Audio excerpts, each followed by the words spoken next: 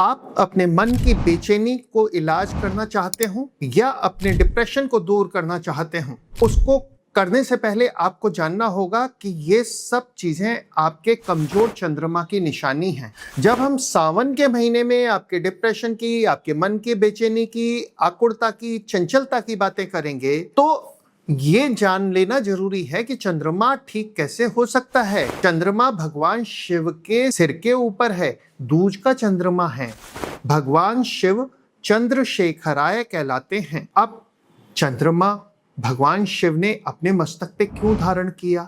देखो, तैत्तिरीय उपनिषद में एक बहुत ही सुंदर प्रसंग आता है कि वो कौन है जो अकेला चलता है, वह कौन है जो बार बार मरकर के जन्म लेता है। उसमें कहते हैं कि सूर्य है जो अकेला चलता है और चंद्रमा है जो हर बार मर मर के जन्म लेता है।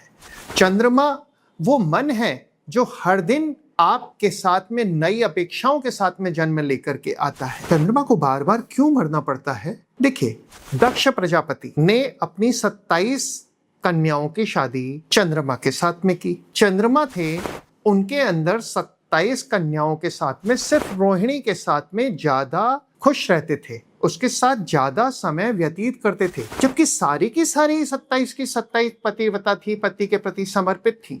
इस बात को लेकर के थोड़ी सी सुखबुगाहट शुरू हुई, तो दक्ष ने कहा कि भाई एक ही थोड़ी है, मेरी तो 27 बेटियां तुम्हारे साथ में हैं। तो उसने धीरे धीरे गलित होने का उसको श्राप दे दिया कि तुम धीरे धीरे मर जाओ, मतलब धीरे धीरे अपना रूप गिरा दोगे, गल जाओगे। शिव की आराधना चंद्रमा ने सोमनाथ में की, जिसको सोमेश्वराय बोलते हैं ना। सोम मतलब चंद्रमा। चंद्रमा ने भगवान शिव की जिस रूप में आराधना की वह सोमनाथ में है, सोमेश्वराय। वहां पर भगवान शिव चंद्रमा की आराधना से प्रसन्न हुए और उन्होंने कहा, देख भाई, मैं दक्ष के श्राप का पूरी तरह से तो विमोचन नहीं कर सकता, लेकिन हाँ, तुम एक बार शाय ले लोगे, फिर वापस से तुम अपने रूप को प्राप्त कर दोगे। तो चंद्रमा महीने में 27 नक्षत्रों में गोचर करते हुए एक बार अमावस्या के दिन शाय होते हैं और पूर्णिमा के दिन पूरी आभा के साथ में वापस आते हैं। यहाँ पर एक छोटा सा प्रसंग और देखो। काल पुरुष की कुंडली है मेष, वहां पर चतुर्थ भाव जो है उसका स्वामी है चंद्रमा।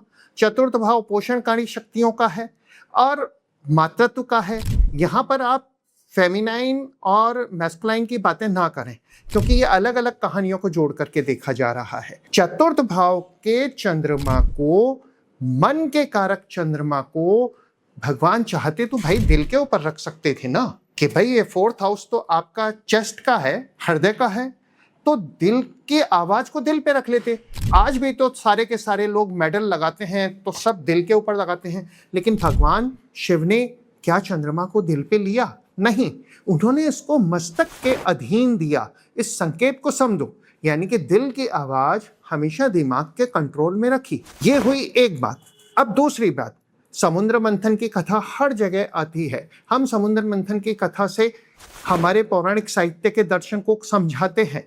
वहां पर जब विष निकला तो भगवान ने उसको कंठ पे धारण किया, तो उनका शरीर अग्नि से जल उठा।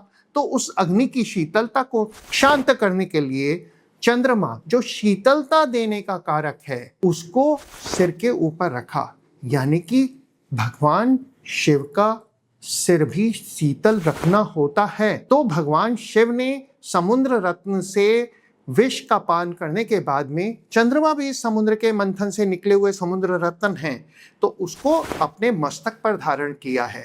तो हमें भी अपने जीवन के अंदर अपने सिर को शीतल रखना होता है। दिल की बात को दिल पे नहीं लेना होता है, उसको दिमाग पे लगाना होता है। आप समझ लीजिए, आपको अपने डिप्रेशन को दूर करना है, आपको अपने मन की चंचलता को दूर करना है, तो उसको, दिल की बात को दिमाग के अधीन रखो, दिमाग का उसके ऊपर कंट्रोल रखो। चंद्रमा किसके बेटे हैं? चंद्रमा बेटे हैं अत्रि ऋषि और अनुसुईया के। अनुसुईया कौन है? ये अनुसुईया वही हैं जिन्होंने माता सीता को पतिव्रता सतीत्व का पाठ पढ़ाया था। ब्रह्मा, विष्णु, महेश जैसे तीनों देव माता अनुसुईया की परीक्षा लेने के लिए उनके आश्रम में गए और उन्होंने क्या शर्त रखी कि माता भिक्षा तो दे, लेकिन निर्वस्त्र होकर के थे। यानी कि अनसुईया ने उनके मनोस्थिति को भापा और अपने तपोबल से, अपने सतीत्व से तीनों को बच्चा बना दिया। अब बच्चा बनाने के बाद में उनको पालने में बैठा करके स्तनपान कराया निर्वस्त्र होकर के। इस पूरी प्रक्रिया के अंदर माता अनसुईया के मन के अंदर मातृत्व जग गया। उन्होंने तीनों को पुत्र रूप में पाने की इच्छा दी। तो दत्तात्रेय, चंद्रमा और दुर्वासा, अनसुईया के 3 बेटे पैदा हुए।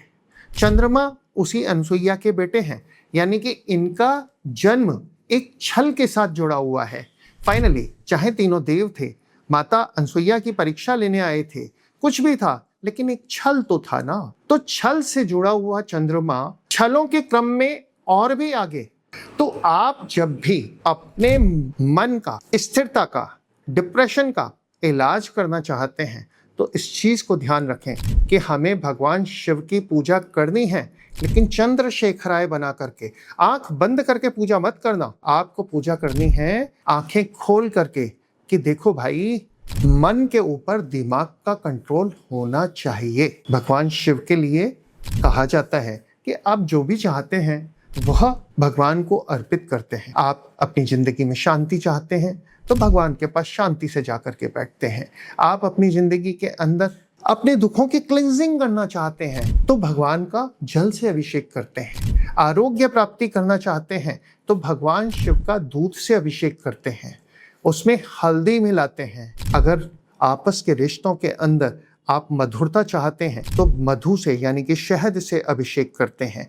आप अपनी सुकीर्ति और यश को दूसरों तक बढ़ाना चाहते हैं, दूसरों तक बढ़ाना चाहते हैं तो भगवान को पुष्प देते हैं, अगरबत्ती देते हैं। आप अगर अपने डिप्रेशन को दूर करना चाहते हैं तो भगवान ने जो सीधे सीधे आपको संकेत दिया है उसे तो पढ़ लो। यानी कि आप अपने चतुर्थ भाव के चंद्रमा को, अपने मन को, अपने दिमाग के अधीन रखो। दिल से कभी मत खेलो, उसको अपने ऊपर हावी मत होने दो।